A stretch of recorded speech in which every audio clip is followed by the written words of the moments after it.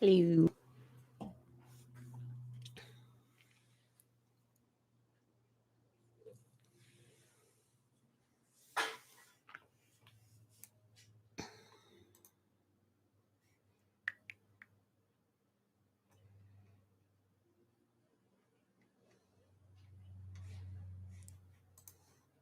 Oh, hey, Stella.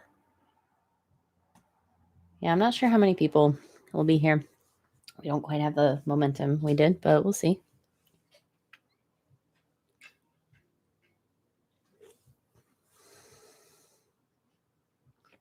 Hey, Julie.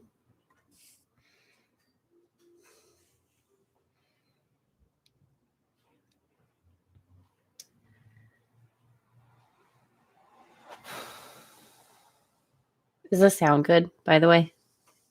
Do I need to adjust anything? I've got it basically the same as I did, but you never know.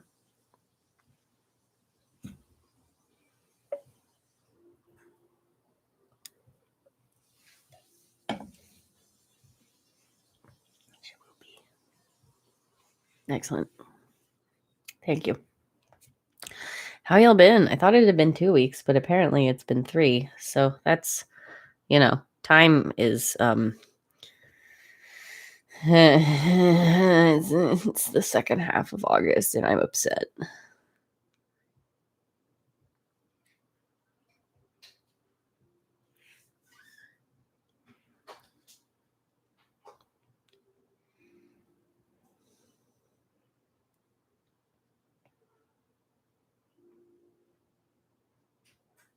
Mostly good, but monitoring my life for DVT. Ugh. What happened?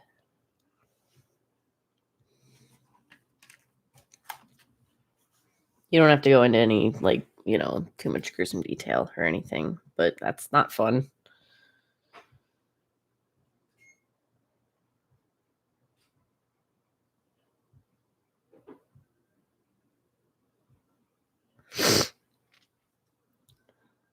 Feeling very middle-aged wearing compression hose. Oh boy, that's quite a look. Hey, you know what though? Bad bitches have vein problems, right? Family history of DVT and random swollen ankle. Ooh, that's not fun.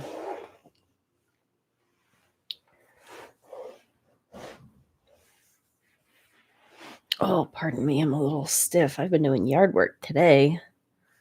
Feeling very outdoorsy.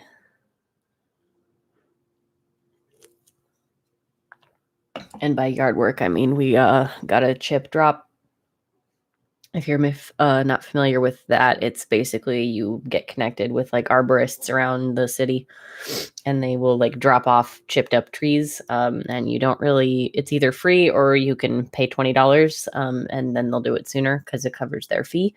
And we ended up getting a cherry tree. So we ended up like just mulching around a big tree in our front yard, and we've only gone through like a third of the pile. So, hey, Peapot, welcome. I just ordered some cute compression hose. Nice. I'm glad they make cute ones now. Nice. It's so great to have a yard. Oh my God. Yeah, we didn't have a yard for the whole time we were renting, and we rented for our entire adulthoods until we bought this house. It's the first place we've ever had with any kind of yard, and we're like just now starting to like really play with it. Oh, it's nice. Ooh, I love cherry trees. It's going to be so nice in the springtime. Oh, it's mulch, by the way. Yeah, so it's cherry tree mulch, but it smells like marzipan because it's like fresh chipped. It smells so good, and it's just gonna keep smelling nice. Yes, I'm very excited about it.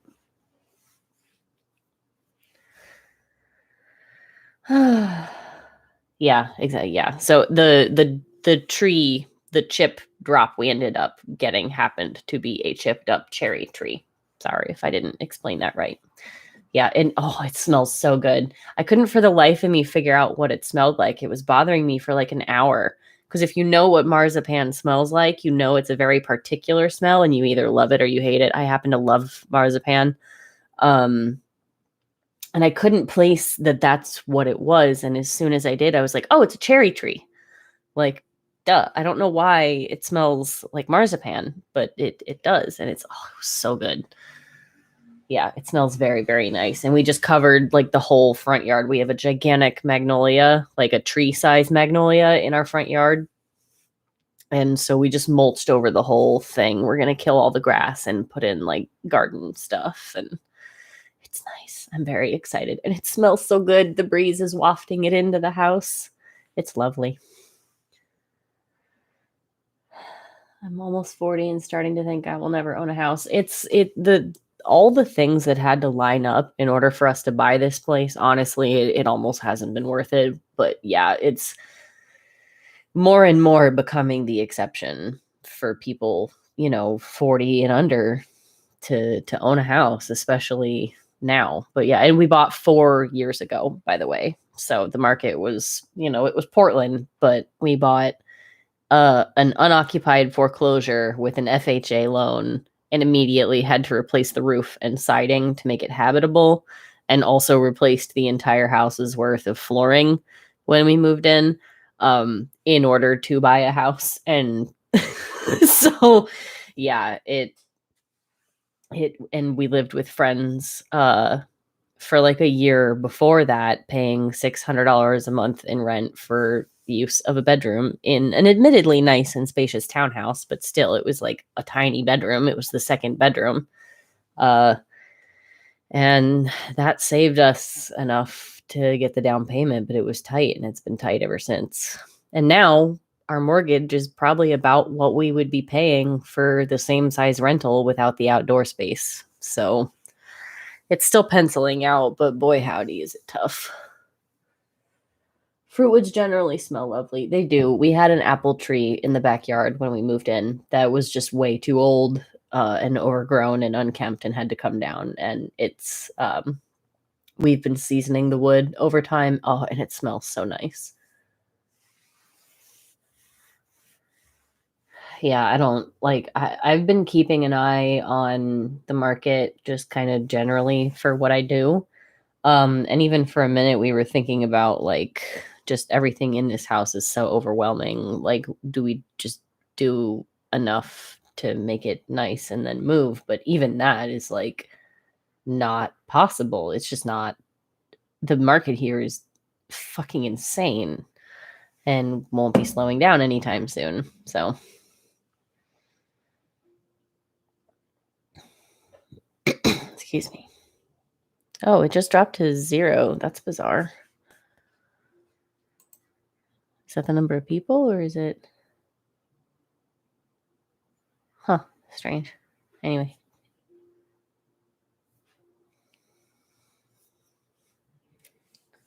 What's everybody been up to, by the way?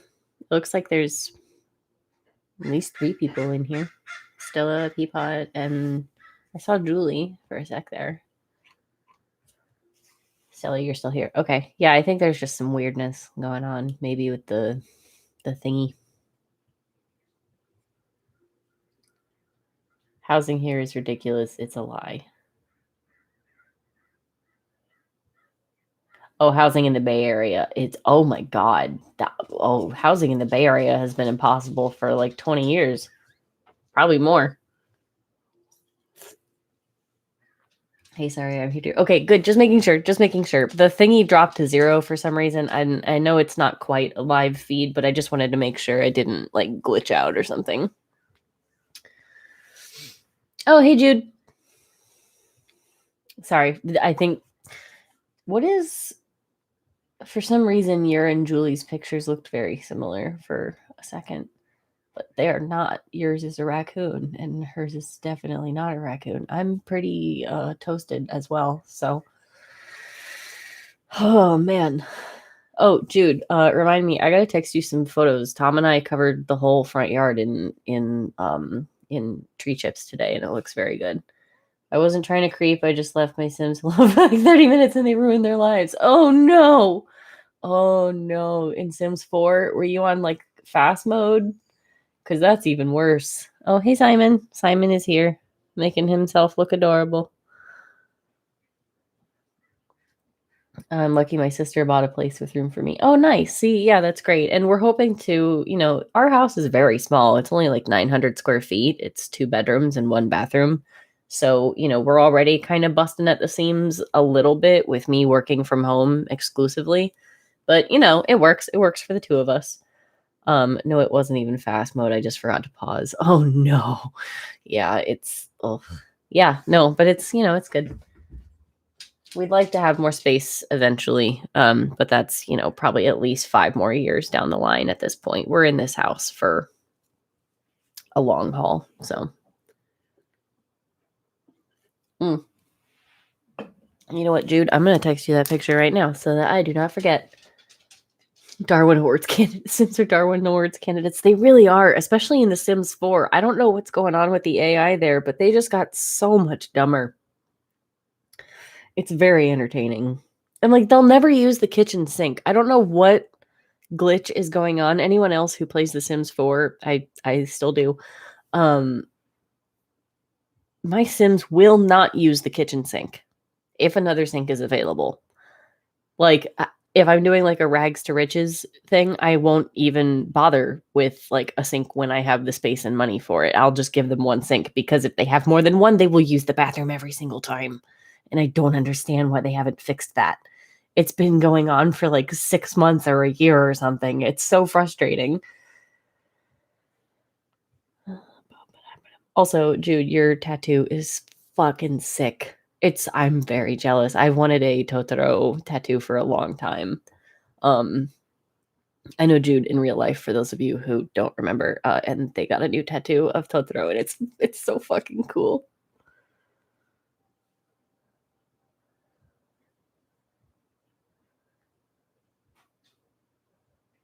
All right, Jude, I just sent you some photos of the yard. There was more than one sink, and this guy just straight up walked in while someone else was going to the bathroom. Like, right, especially if you have like mods and stuff. And I think, which one is it? It's the MC Command Center or something, where you can like really personalize stuff and you like are like respect the privacy and what have you, and they just won't. There's just some bug where they're like, I'm gonna use the bathroom sink to wash my dishes. You should come here and get tattooed. Dude, I mean, you've come to Portland and gotten tattooed, so it seems only fair that I return the favor. At some point, when we've dug ourselves out of the plumbing debt hole slightly and it's less deadly to travel, I will come to Chicago and I will get a tattoo for sure. I want to come back to the Midwest at some point to visit anyway. Totoro. Yeah, I need to rewatch that actually. There are several Studio Ghibli movies I've never seen, so I kind of want to do like a marathon. For sure, y'all are always welcome. Ditto. I know you're saving for things, obviously, but after that, obviously, you guys can come out here whenever. We've still got the spare bedroom, so it would be nice to like see family in person again, see friends in person again, interact with human beings that are vaccinated.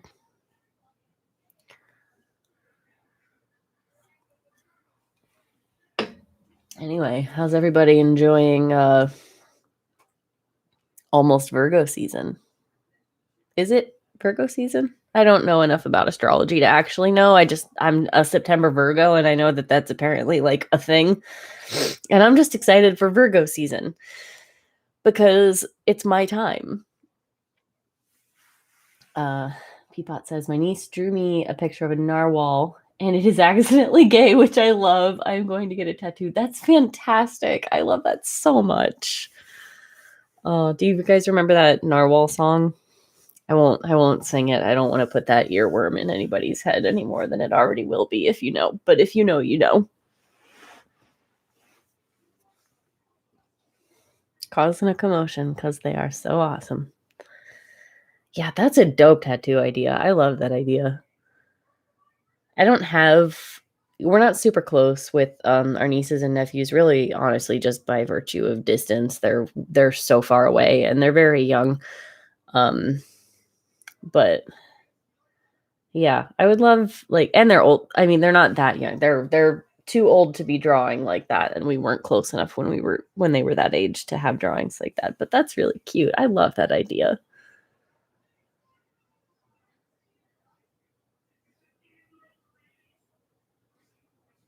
Ooh, something dramatic is happening. Neighbors are hollering.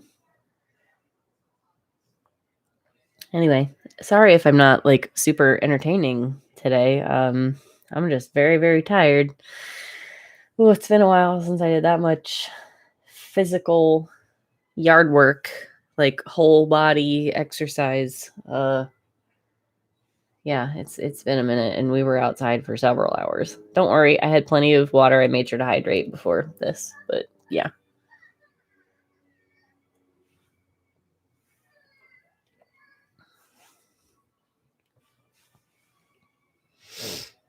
How is Simon doing? He's pretty good.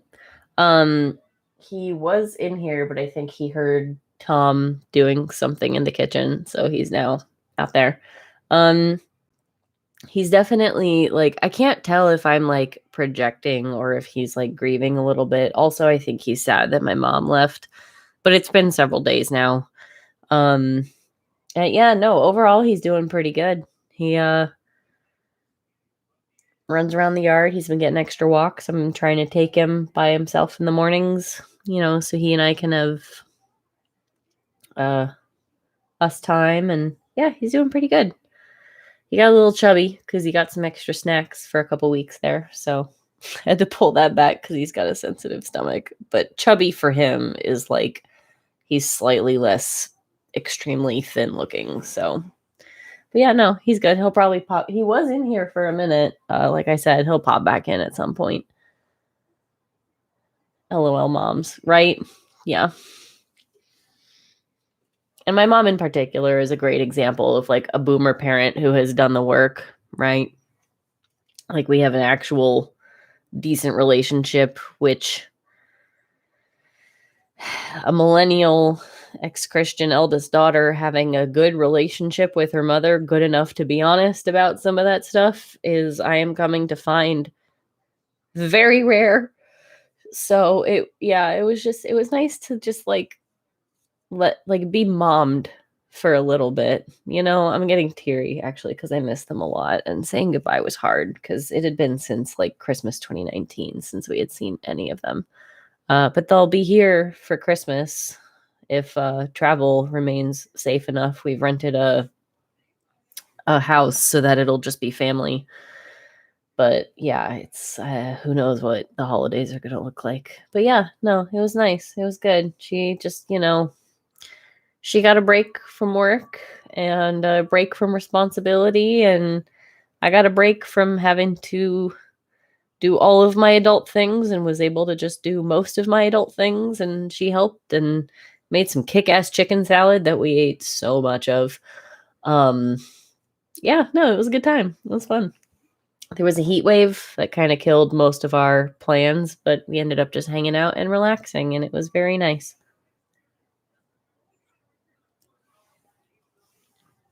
Eventually, maybe I'll get her on camera, but she's always been very weird about that and has always generally felt uncomfortable on camera in general and not felt photogenic, even though she and I have very similar faces.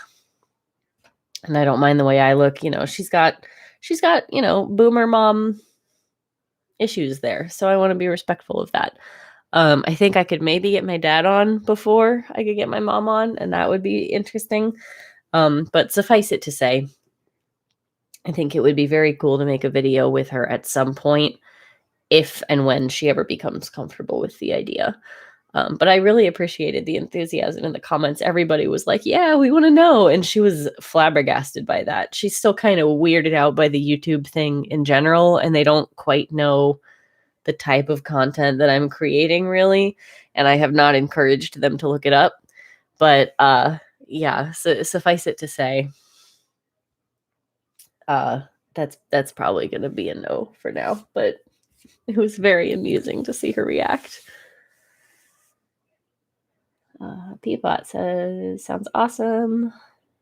All that was missing was mom talking about stuff. I know, right? And, again, I think if anything else, maybe I can like ask her some questions or do some research maybe, but eventually I think maybe I can convince her. If I get to a point where I can like be like, I have like X amount of subscribers and the people are demanding maybe if I could like convince her to let me do her makeup or something. But that's probably well into the future, if at all. You know what I mean?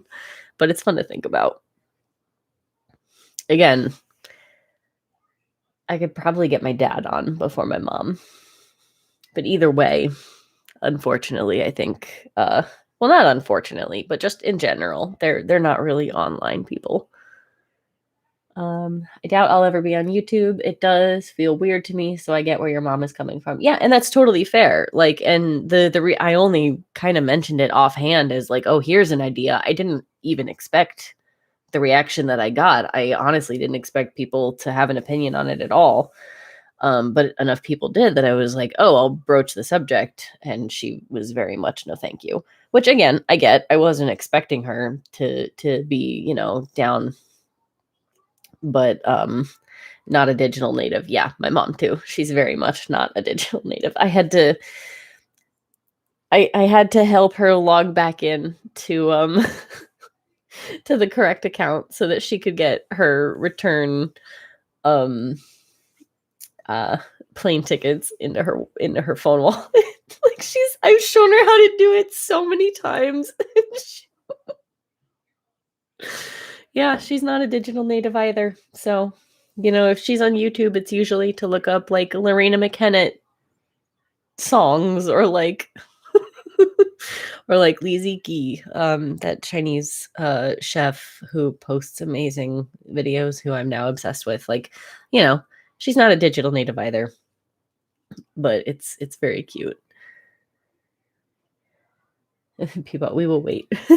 You'll be waiting a while.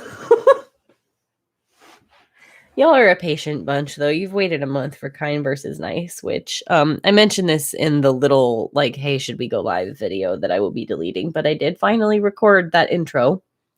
I have about like 15, 20 minutes or so of footage, so not too much.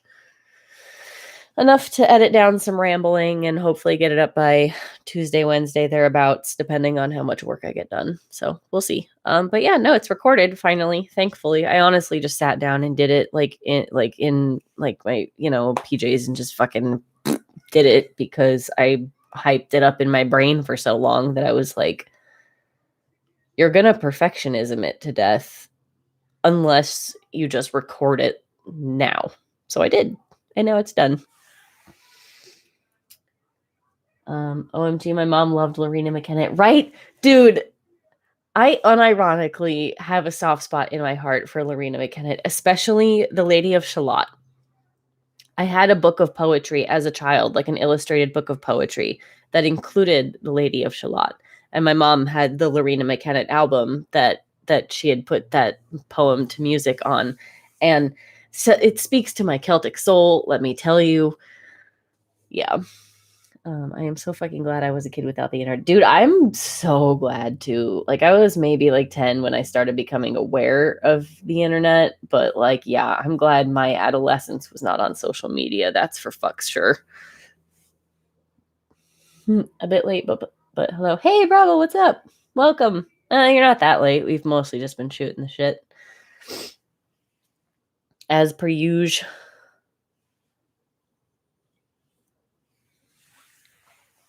How y'all doing?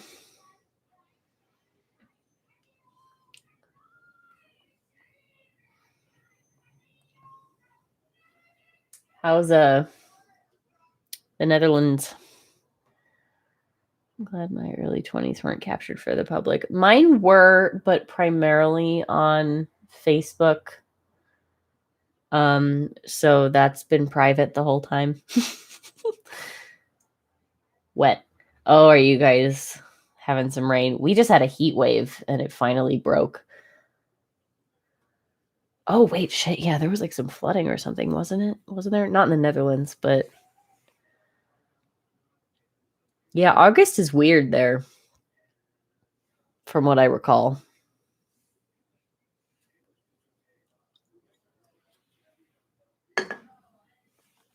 Stella, if you wanted to see me candy flipping, you had to be at the same rave. Oh man, see, look, I was too repressed to go to raves. I had to like watch ravers like do outfits of the day and like makeovers on YouTube.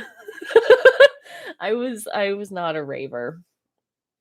Although I was going to like the like the Midwestern emo scene punk shows. So that was more my thing, but oh boy, I do know what candy is, and it's hilarious to me that it's coming back along with all the other like emo scene stuff that's coming back. It's very surreal. People, I cut like 12 inches off my hair after breaking up with my girlfriend. Now I have a purple mullet. Nice. I have a purple ombre with yellow underneath. It's up right now because it's greasy, but yeah, fuck yeah, purple mullet. That's awesome. Sometimes you gotta just do it, especially after a breakup. Like, I know it's cliche, but it's cliche for a reason. It's fucking cathartic. And then it's like, haha, new look. Because fuck you. I get it, and I like it.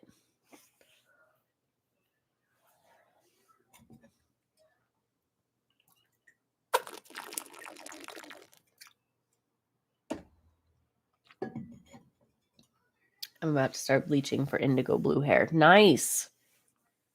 Yeah, it's kind of funny. Everybody's going like kind of darker. Just came back from friends. When I went back to my car, I had a waterfall coming down, went to my box. Oh no. Oh, I hate that kind of rain. That's like soaked to your bones kind of rain. Ugh.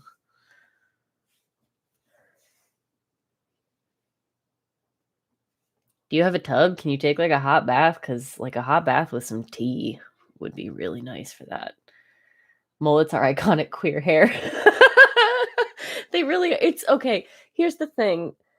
I have a weird love-hate relationship with mullets because a lot of, so actual mullet, my dad had a mullet back in the day. He had an 80s like a curly like 80s dude mullet.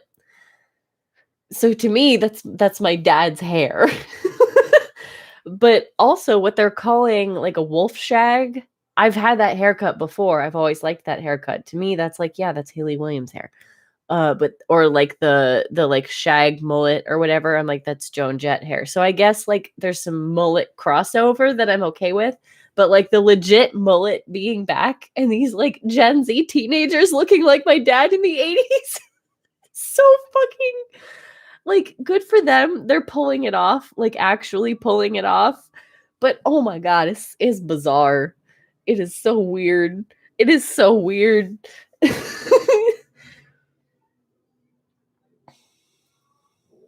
Send the rain to me, California needs it. Yeah, seriously. Excuse me.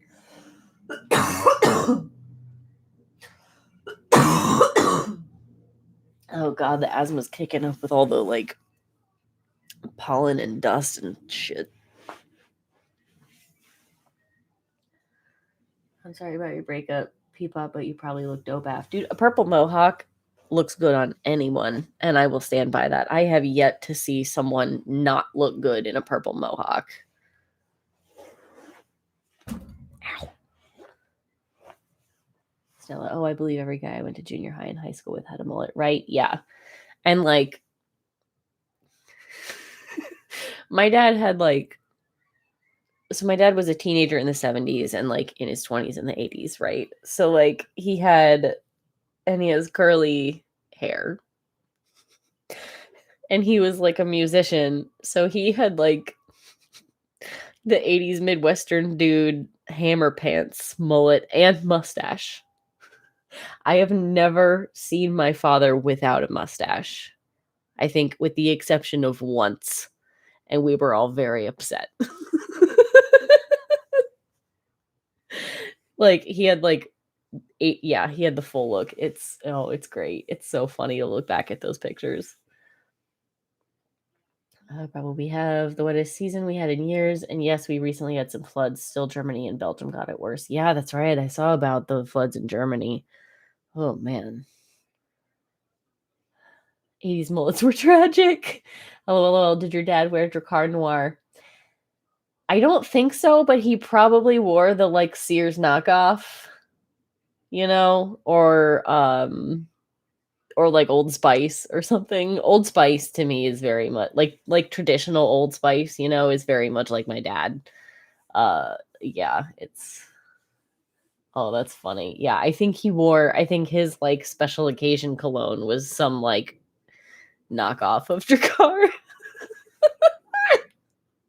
He's an engineer. Like, come on. There's a stereotype for a reason.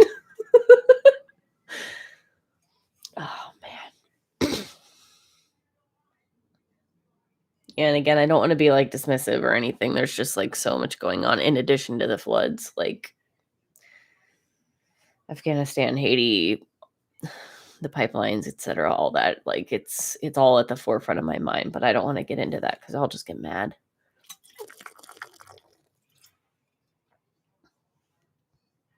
Designer imposters.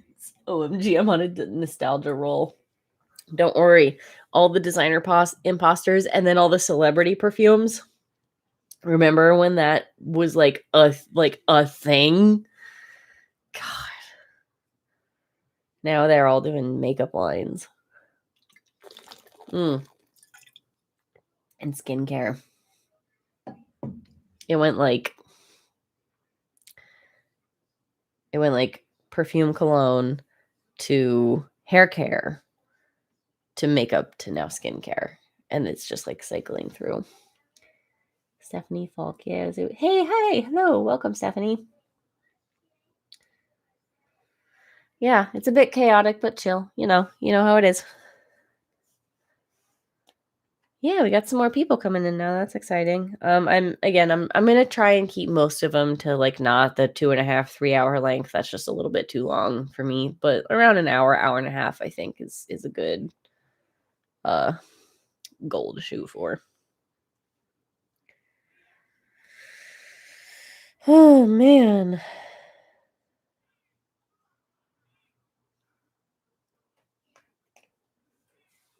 Pardon me. But so long as the shoulder pads don't come back, I think we will be safe. I have some bad news for you.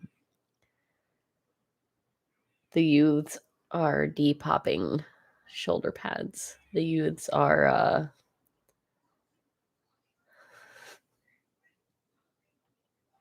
it's happening. I've seen some coontail hair. I've seen Smitey shoulder pads. I've seen 70s hippie granola child just like plucked straight out of a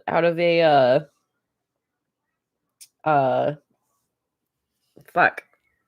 Stevie Nicks.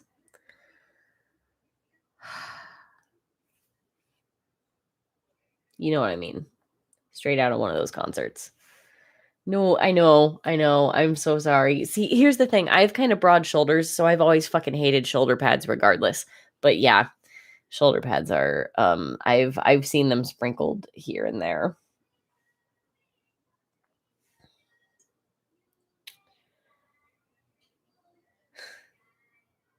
Fleetwood Mac. Fuck's sake. Fleetwood Mac. Plucked from a Fleetwood Mac concert. Like it's all the decades are happening at once. It's very chaotic and I'm here for it.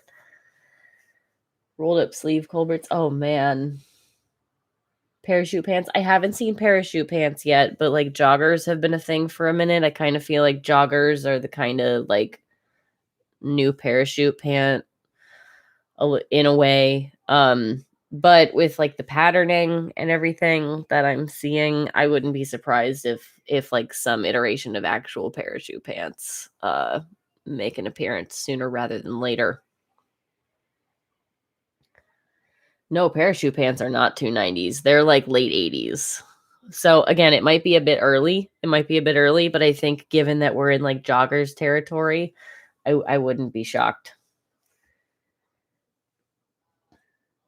Oh man, my mom took it upon herself to do a whole project years and years ago of like 20 years worth of family photos, like physical pictures put into albums. If I ever am at their home or when and I see some of those I need to find some of those photos of my dad because like it like classic. Like you think parachute pant dad, that's my dad.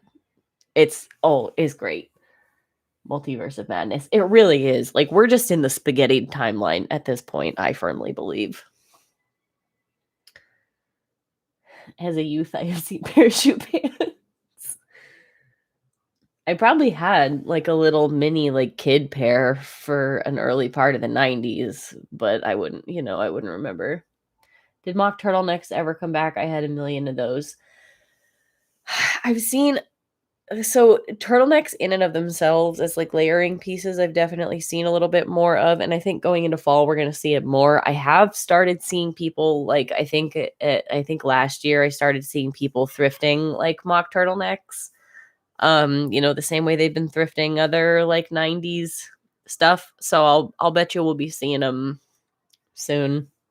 I could never do anything up against my neck. I always have to wear stuff that's at least like at my collarbone. Like if it's too high up, it feels like it's choking me.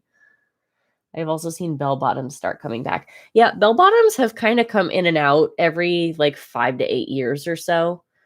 They've kind of dipped in and out over the years, and they're due for a swing back in, especially with all the 70s stuff going on. So I'm not surprised by that. You saw someone wearing Jeancos? Jeancos in 2021. Like actual Jeanco jeans, like the brand.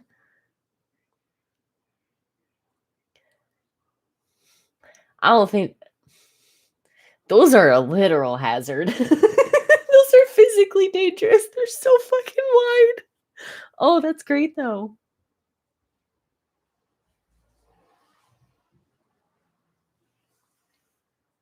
Wide leg pants too. I love those. Dude, wide leg pants are so comfortable. My pants either have to be skin tight or like only attached at my waist. No in between. Not the brand, the style. Oh, okay. Okay. So like trip pants. Gotcha. Yeah, no, I've seen those coming back too, especially as like goth and alts and punk stuff kind of A cycles back through and B is becoming more mainstream in general. I think with internet culture and everything, it's kind of exploded in a way that it didn't before. And it's really interesting to see it kind of all these different avenues that are developing. I don't think bell bottoms ever stopped being in fashion in the South. Yeah, they really didn't. They're kind of a Southern staple.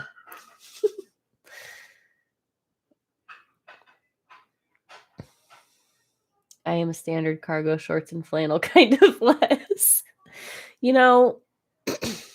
When I was deeply closeted,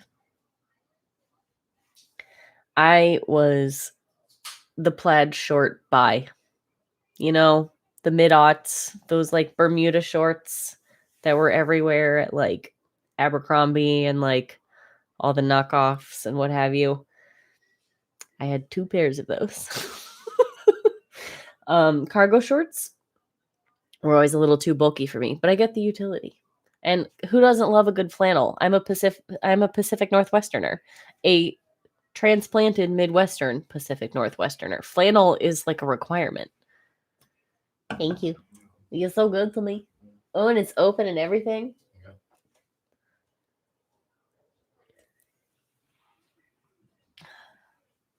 Babel says, saw some pictures of a colleague of mine. He's almost pension age, and he's been bold as long as I know him. But he's shown pictures with a 70s afro. That was a shock. That's fantastic. I love that.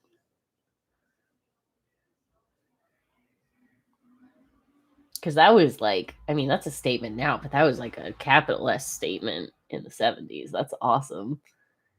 Still, we pretended bootcut jeans weren't bell bottoms, but they are. They're just bootcut jeans wish they were bell bottoms. Bootcut jeans are for those who just won't tuck their. I mean, I know the functional purpose of bootcut jeans. I'm aware, but yeah, you're right. You're correct. So men's clothing was so much fun in the 70s. Oh my God, right? It so was. And the 40s or like the 30s or 40s, those like weird tank top attachments for men's swimwear. I just saw a TikTok about that. It's fascinating. Yeah. They're ashamed bell bottoms. They really are. They really are. Yeah, men's fashion in the 70s was so fun. It was so fun. Yeah, yep. 70s fashion in general, I find it's just it's so ugly, but in the best way, like in a way that I want to wear. I love it. My mom was a total 70s, like, flower child. So she had all like the peasant tops and and the skirts and what have you. She was like, you know, peace, love, and happiness.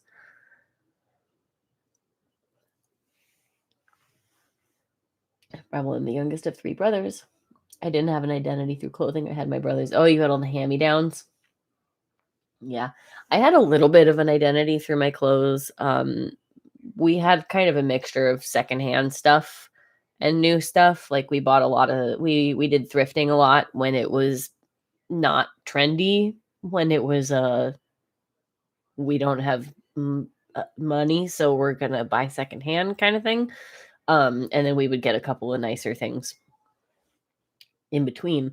But yeah, no, my sister and I both had a lot of secondhand clothing. I feel you there.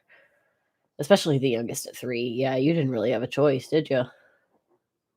Stella says, "My grandpa was a bit of a clothes horse, but I think he stopped buying suits in 1978, so he had some wild stuff." Oh, man. That's awesome. That's pretty cool. That would probably be an excellent time capsule to, like, dig through.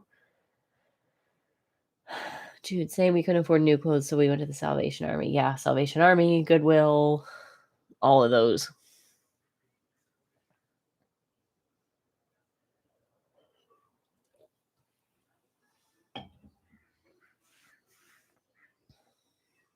Yeah.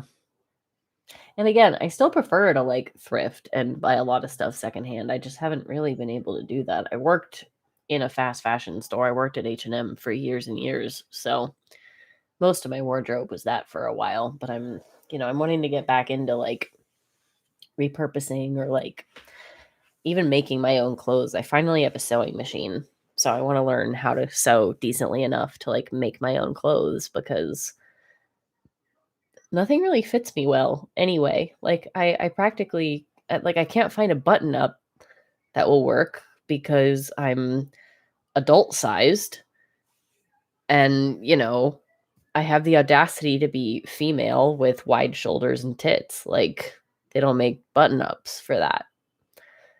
So I practically have to go custom anyway if I want anything like that. And at that point, I might as well learn how to make it myself. I don't need anything urgently enough to need that specifically, but that's been a struggle for as long as I've been trying to buy button-up shirts. So it's like, fuck it, if I can learn to sew, I'll make them.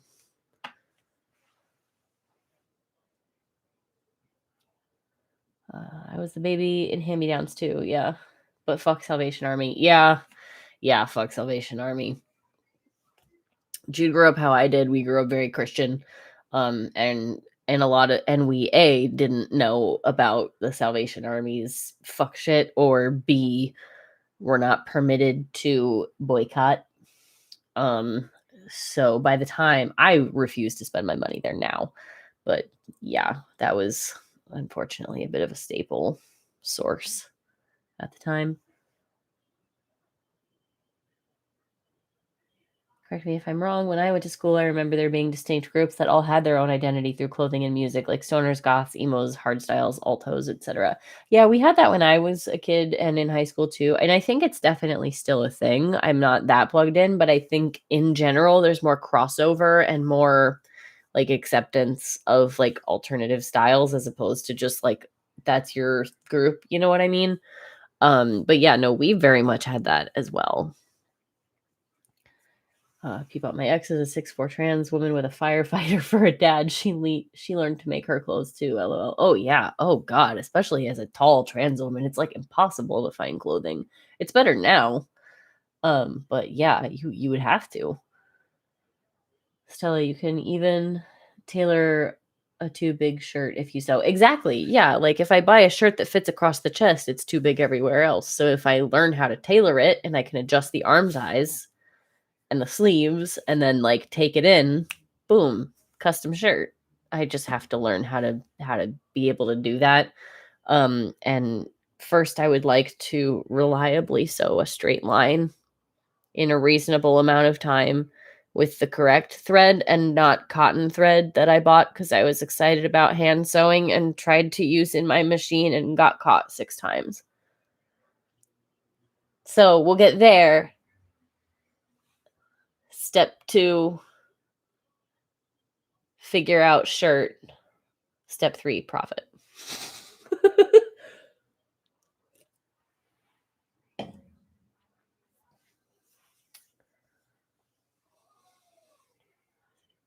He thought when I was a teenager I was just a loser.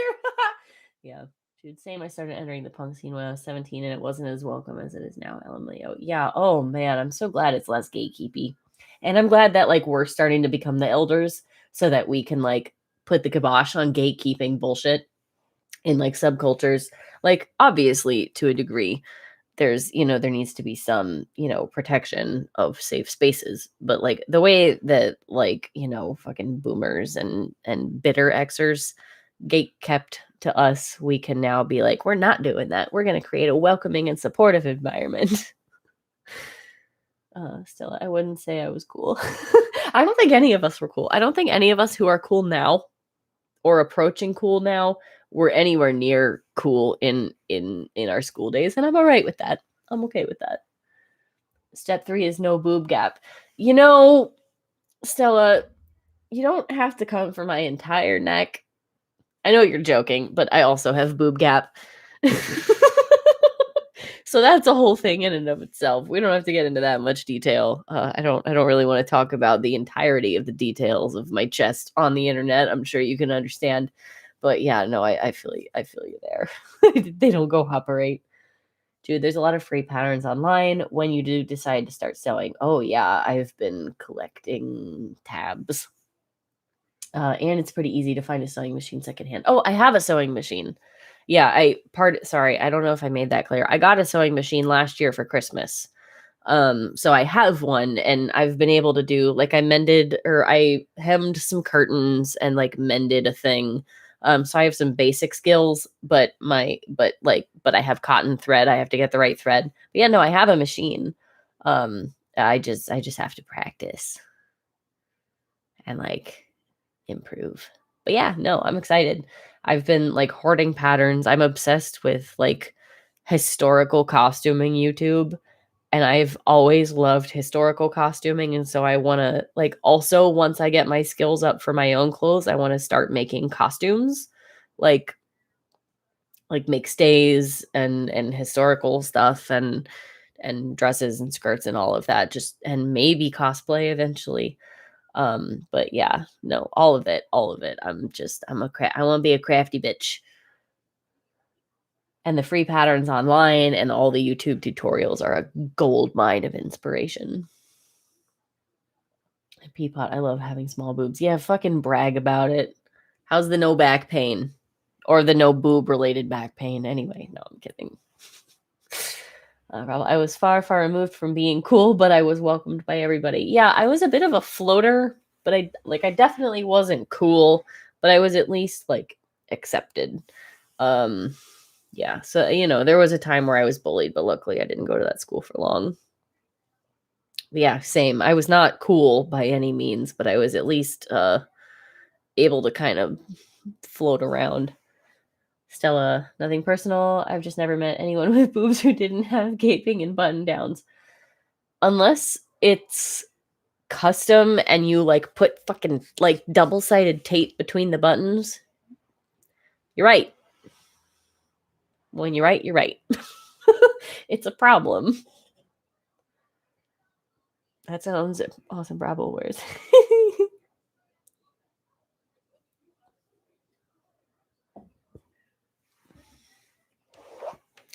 I need a bio break. I shall return shortly.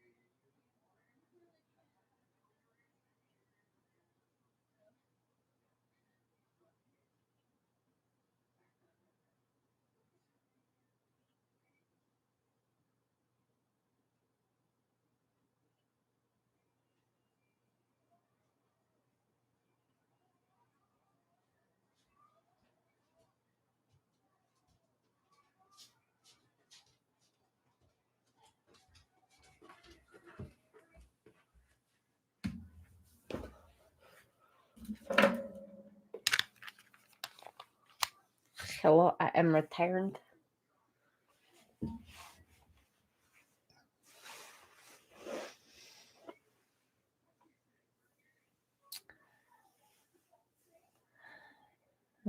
People, I don't think it was a utopia. There was enough bullying going on. Figures. Yep. For some reason, I just never got bullied, even though I was weak, weird. I still got dressed by my mother in style, not physically. Oh man, yeah, I think all of our mothers had a stranglehold on our style. At least you escaped major bullying, though. You probably weren't. I mean, I was undiagnosed neurodivergent, so I was like visibly weird in a way I didn't recognize. So that makes sense. But yeah, yeah, my family moved around a lot, so I had the honor of being bullied in multiple states. Oh, that's fun. And by fun, I mean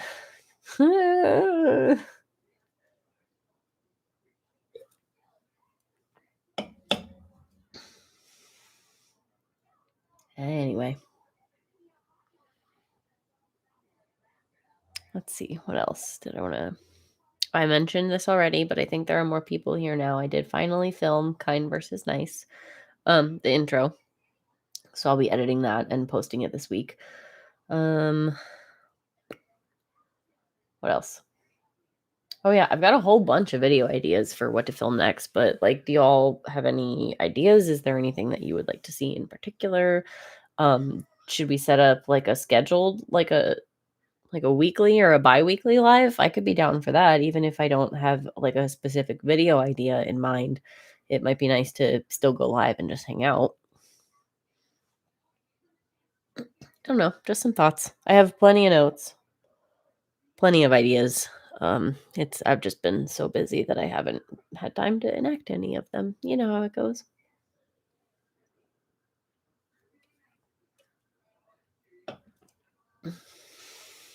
Also, I'm gonna just scroll back up the chat real quick, since there's a bit of a break here, and make sure I didn't miss anything major.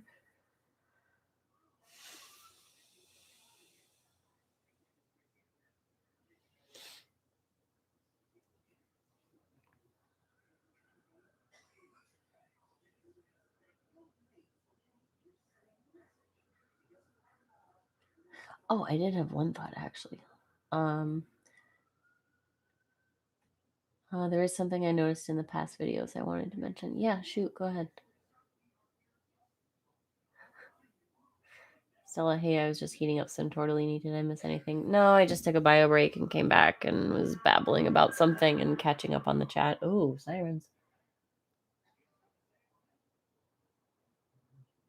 Hmm.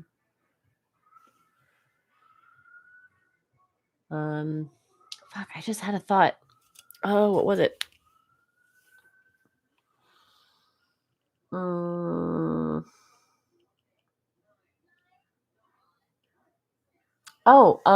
So I'm really excited about the thought of like literary analysis and breakdowns and kind of peppering those into like religious deconstruction content and atheism content and kind of alternative like spirituality, what have you, like post-Christian deconstruction journey type stuff, just so because a lot of that is very very heavy and you know it's important content and it's stuff that I want to like give time and respect to, and so I want to like pepper like literary stuff in between, like how we were talking about with Narnia at one point. I'd also love to do the Silmarillion, and if enough people are interested in like the Tolkien verse at large, uh, I think that that would be really, really cool to do. And kind of how it ties into, you know, the world of like The Hobbit and Lord of the Rings saga and all of that. And if they're, you know, it's a special interest of mine. I've got fucking Elvish tattooed on me, as I've said. So, you know, with the Silmarillion show coming out, I think next year, or the year after, I think that would be pretty cool. So I wanted to bring that up.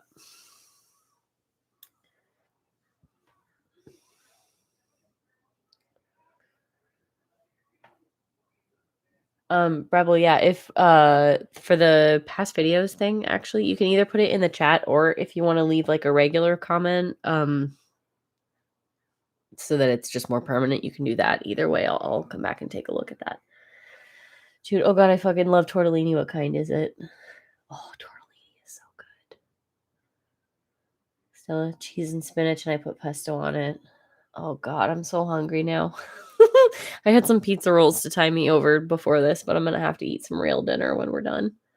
Cause it's ooh, yeah. Oh, tortellini. Goddamn, now you all got me hungry. Anything fantasy related I will like. Excellent, because that's my favorite kind of fiction literature. I also want to get back into like classics. Like some of my favorite like college courses that weren't related to architecture, like back when I was doing my gen ed stuff, was my literature class. I think it was like European literature or like world literature, but world literature focuses on Europe, like post Christianity. But like, it had, we did like the Norton anthologies, so everything from like Gilgamesh to Shakespeare. I think I gave those to my sister. But like I want to get back into those. I want to find like contemporary authors and like read all of the like revolutionaries and authors of color and like fiction that I wasn't exposed to as a white kid in the Midwest in the public school system, stuff like that. And fantasy in general is just such a wide ranging genre that there's so much to get into there. And I'm into like kind of science fictiony stuff as well. But yeah, that's excellent. That's my shit. Honestly, I just want to see any content you were passionate about except the Silmarillion. Here, look, I understand from what I understand of the Silmarillion, I know that it is a lot. And that's part of why I want to tackle it, because I think that it's enough of a challenge and enough of a puzzle to like sort through that I can make it interesting, at least for myself. And if I make like one or two videos about it and people hate it, I'll just do the rest of it on my own time, right? Like, I'm going to read it regardless. And so it's not for the point of making content, but if you have to sit out of the Silmarillion, I won't hold it against you. I understand it's a bit of a mammoth undertaking. Rebel. On a few occasions, I noticed you talk about white men, but pretty much as a generalization. Now, I'm not talking about the white men, but the generalization. Oh, gotcha. Yeah. I will clarify. I do largely mean, like, at least in my own personal experience, like American white men.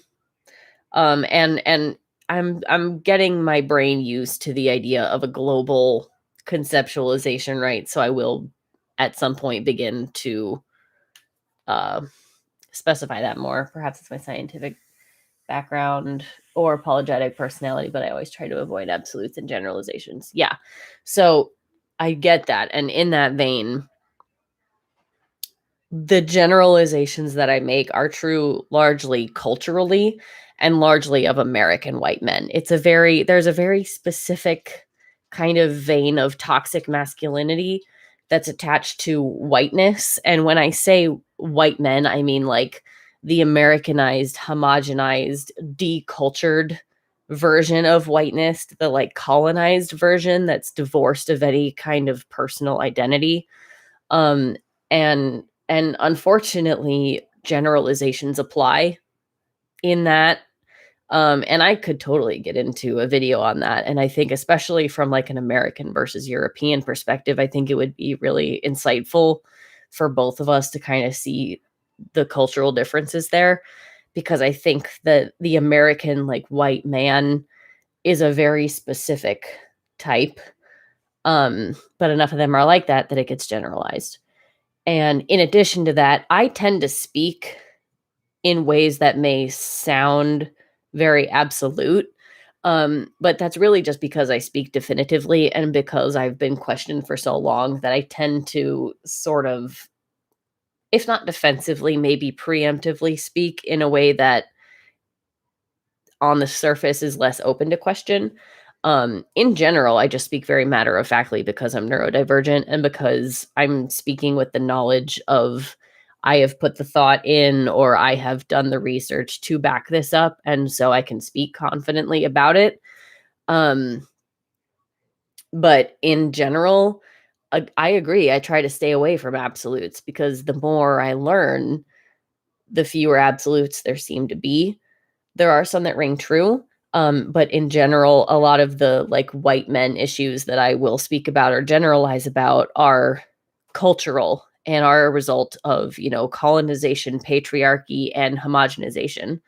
Um, and so these are all solvable issues, right?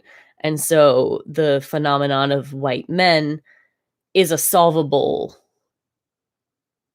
issue, if that makes sense. And again, let's see.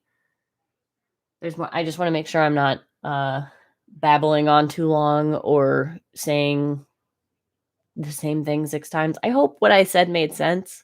And if you'd like me to expand upon it further, um, in not alive, I'm totally down to do that either in comments or like comments to video kind of thing. But Jude says, no, that's a good distinction. Trans men and cis men are different and function different socially. Yeah. And when you get in, again, when you get into sexuality and gender and where they overlap and where race overlaps with that, and like it's a whole lot of there's a whole lot of intersections, I will say. So when I do speak in generalizations, it's because they're earned, but they're not absolute, if that makes sense. I get it. The softer you talk, people often mistake that as uncertainty, which it isn't. Correct. Yeah. And in general, I am a woman. So take that with a grain of like, especially where I'm coming from, again, in a like ex-Christian, very highly patriarchal environment. I'm also reacting to there are going to be people who don't want to take me seriously regardless of how I speak because of, you know, the female presenting face that it's coming out of. So from especially a European perspective, you guys are much, much more progressive. You guys are probably, I would say, about 50 years ahead of the US in terms of culture, especially with how regressive things have been now. You know, we've come from the colonies, which were full of Puritans, B, all of the United States' fuckery up until like Reagan, and then the rabid uh right swing of the last like 40 or 50 years, like post Nixon Reagan era. So there's a very particular cultural phenomenon happening in the United States in particular, that is, I think, kind of still in a bit of a bubble and still a bit unknown outside of American culture. But so again, when I to clarify, I guess, and to just fucking shut myself up about it finally, I I get it, and I am speaking from a very specifically American perspective and a very culturally specific perspective. And that in and of itself warrants like several videos worth of content because it's damaging for everybody. People at Jay Snow versus Keem, both problematic when it comes to misogyny and privilege, but it manifests differently. Exactly. Yeah, but we also still have a long way to go, but I understand you slash agree. Yeah, at least you guys have like government level mandated vacation time.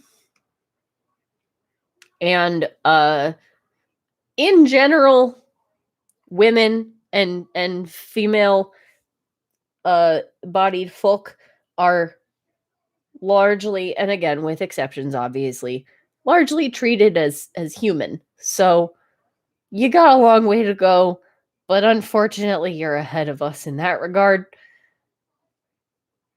So yeah, no, I feel you. And again, Europe has a lot of its own problems, and most of America's problems stem from European problems that have since been dealt with, or at least somewhat improved on the European side, whereas in America, a lot of it has stagnated or declined. So, and again, obviously, I'm speaking in generalizations. America is huge, and that's part of the problem.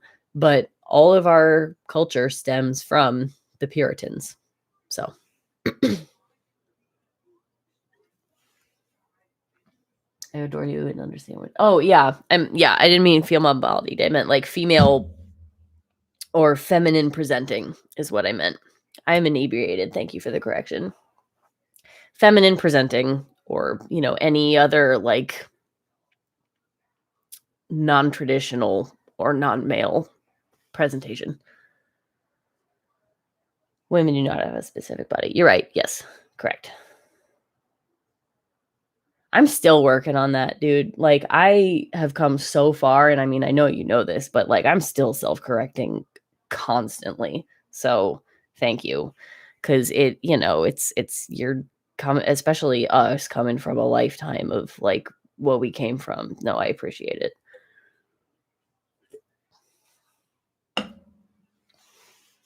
Especially as a cis woman who does not fall into, like, general beauty standards, like, that's at the forefront. Oh, man. I am tired. I am very sleepy. Not sleepy, fatigued. I keep, like, forgetting that I did all of this work today.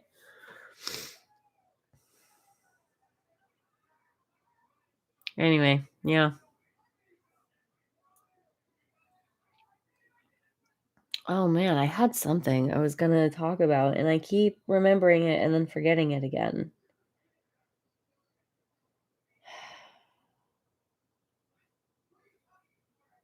Give me a second. Trying to reboot the brain. I personally have about 20 personal leave days. That is the base. Yeah. Yeah. We don't have any federally mandated vacation time. Every job that I have worked, uh, you can do it, Tara. Thank you. Yeah, whatever it was, it's gone. If it comes back, it comes back. I've already moved on because the chat has now pulled my attention. Oh, the ADHD is strong today. Yeah, no, every job that I've had, since they could, especially in Oregon, which is technically an at-will state, which I'll let you look that up. They combined our sick days and vacation time into just paid time off. If I wanted to take a day off, it came out of my paid time off hours, which also included vacation time. I had unpaid sick days, and I think I haven't had, like, a vacation, like, an actual, like, I've had some family, like, visits and what have you, but, like, they were over holidays and always, like, a couple days here and there. The only vacation I've taken as an adult was my honeymoon, and that was 5.5 years ago, almost 6 years ago. So, gives you a little insight into American work culture and how fucked it is. I have never taken a vacation. Yeah, Peapod. Yeah, see? The only reason we were even able to take that honeymoon was because of wedding money. When I get sick, I call in sick. Those are limitless and don't cost me anything. God, what's it like being treated like a person by your employer? That's nice.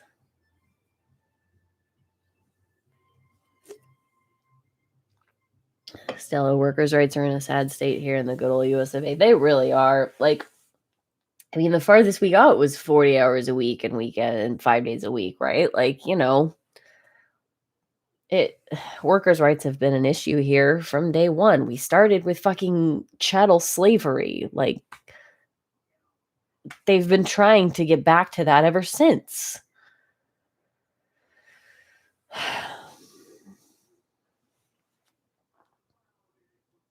People, do you get to go to the doctor too?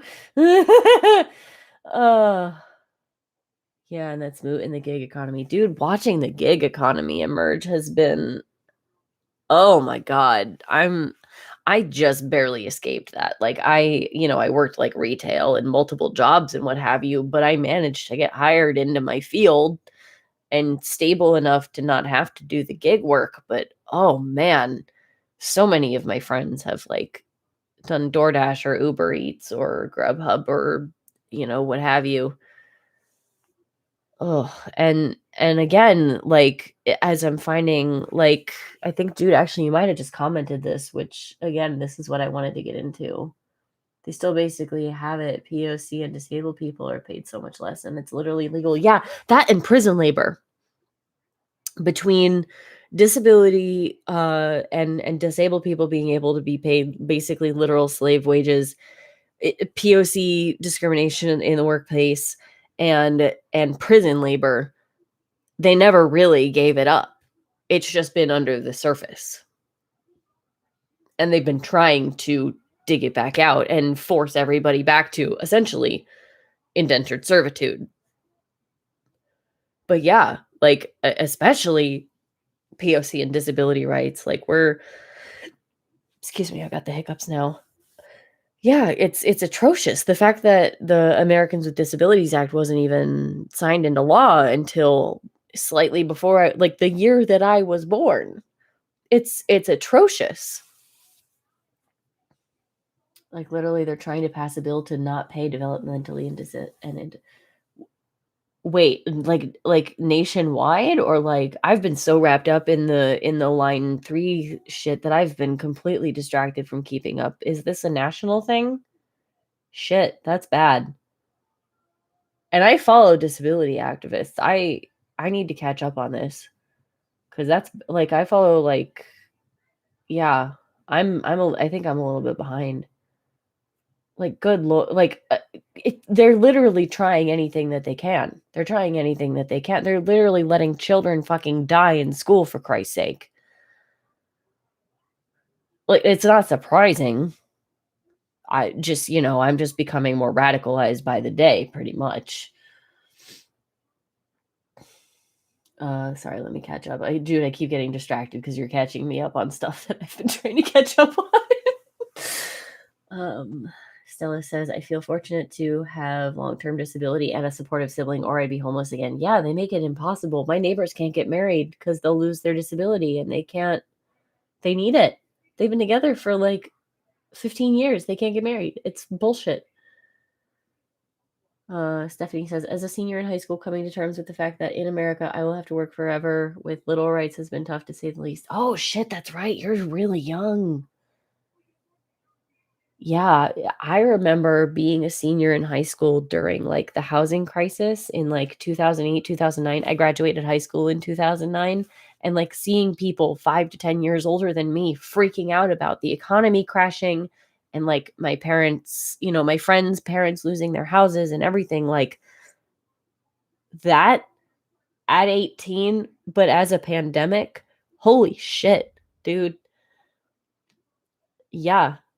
It like we're like and I understand like, a lot of like younger Gen Zers are kind of frustrated with millennials, but I hope you at least understand we're just barely getting to be old enough where we can start making a real difference. And we've been fighting the whole fucking time. So it's very nice to have more people aging into adulthood and kind of filling out the ranks. And I do think that the tides are turning, but we're in a very, I think, transitory time and a very transitionary state of humanity and a very pivotal state of humanity. And I think the more youth we can get activated, the better chance we have at, grasping back some kind of future. But yeah, if we keep going the way we're going, we're fucked. And you guys are fucked worse than we ever were. And we've had it bad from the beginning. And I don't, yeah, we're all in a shitty boat together. So fuck it. Let's party, as much as we can anyway. Let's make sure to specify that most prisons in the US are for-profit. Yeah, the for-profit prisons, the whole fact of the 13th Amendment making an exception for prison labor. Like if any of y'all have not seen 13th on Netflix, it's a documentary. I haven't seen it in a while actually. I need to rewatch it and refresh myself on the details, but it's a really good breakdown and synopsis of how the 13th Amendment didn't really actually outlaw slavery in the United States. It just kind of shifted it. And we've all been conned into believing otherwise. But yeah, most of our prisons are for profit. The school to prison pipeline is very real. They either want the poor kids to go into the military or to prison. That's what they want. If you can't like function within capitalism to how they want you to, or even if you can, but they, someone's profit margin needs a 0.01% move here or there, the school to prison and school to military pipeline are what they use, and it's fucking dystopic and evil.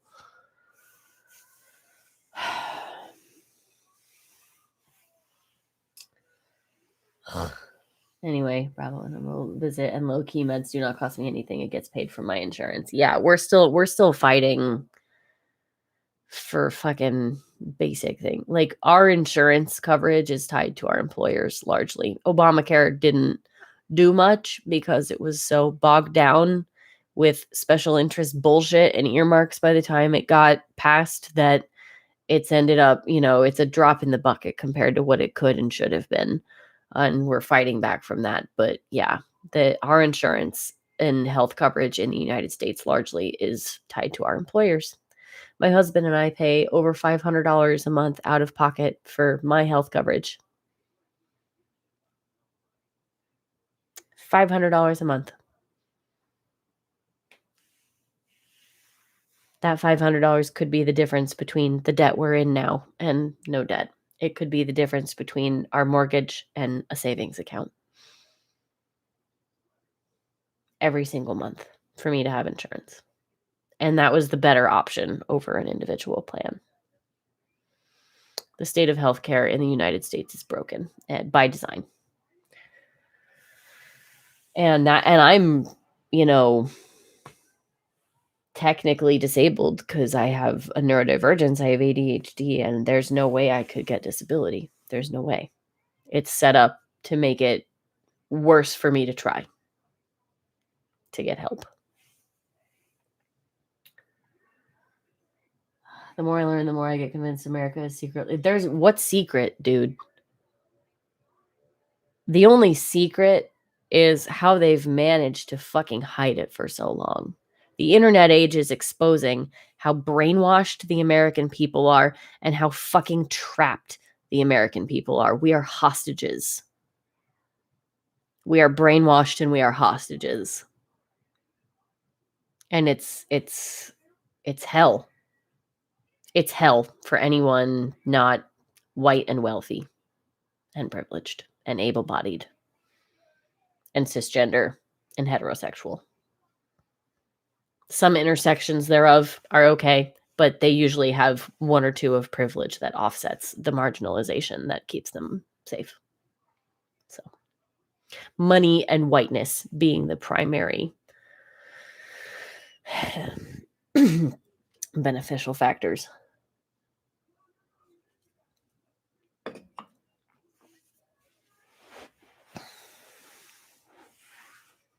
Stella, if you are interested in disability wage issues, look up Department of Labor sub-minimum wage. Oh, I'm well aware of that. Yeah. Unless you're talking in Brabble. Yeah, it's bad. Especially like tipped workers and everything. You can pay disabled folk less than tipped workers, which is something like $2 something an hour. Judy, we're saving. Oh yeah, and medical debt. Yeah, that's a thing. And at this point, like, that's the choice you have to make. Like fuck sakes.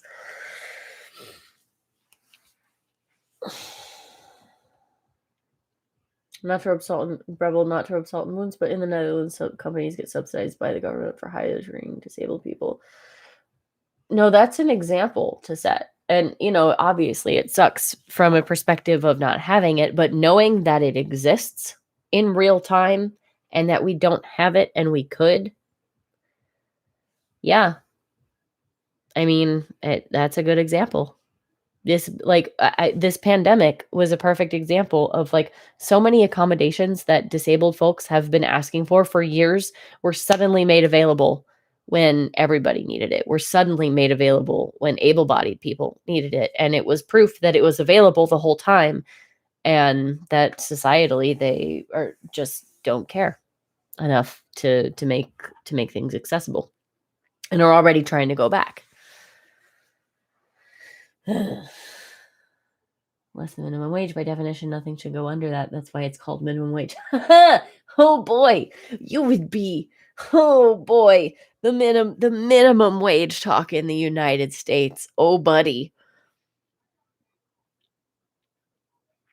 I'm not gonna get started. Anyway, Nissan, hi, hello. I don't think I've seen you comment yet, but it looks like you've been here for a little bit. I'm in a support group for people with mental illnesses or are neurodivergent, and there are folks who are trying to get on disability, and almost always they get rejected on the first try. Yeah, if you're able to like function within capitalism, you're not disabled enough. It even if you're killing yourself to do so.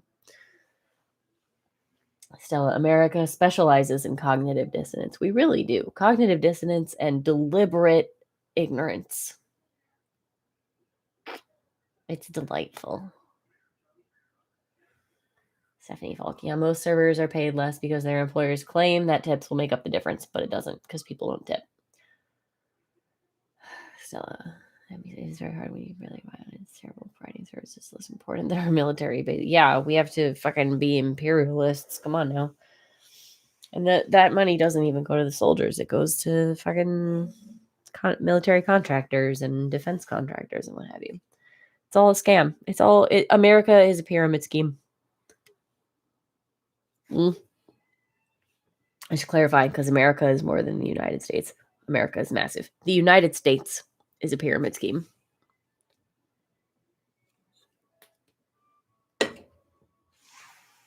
In my humble opinion.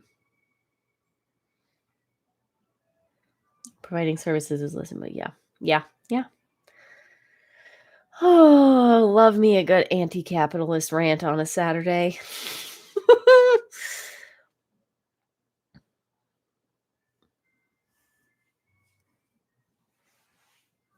Annie hodls. Yeah. Honestly, y'all, I think I might actually wrap it up here. I'm getting a bit antsy and a bit talked out, to be honest. But yeah, it's Brabble. I'm sorry if we're traumatizing you and just letting you go on a Saturday or I guess on a Sunday now, Brabble. But yeah, no, America is the bad place. America is the Fire Nation. America is Gilead. America is the dystopic nightmare. It's real bad. Yeah, just any John Oliver segment. The dude's real plugged in. Yeah, that piece on ambulances. I used to be a liberal, lol. Yeah, same. I used to be. I was a 12-year-old Republican, and now I'm a fucking commie. All right, yes, and I promise y'all, I will eat. Yes, Peapot, enjoy your food. Everybody, go eat if you haven't. Hydrate, etc. What have you? I'm gonna go have some food. I don't know what I have. I think I'm gonna make a sandwich. So, thank everybody for hanging out. I'm gonna end it here. And I will see y'all next time. And I'll have a video up this week. Okay. Bye. Oh, hey, McNuggets. Hi. Sorry, you're coming in right as we're ending, but you can rewatch it through. Sorry.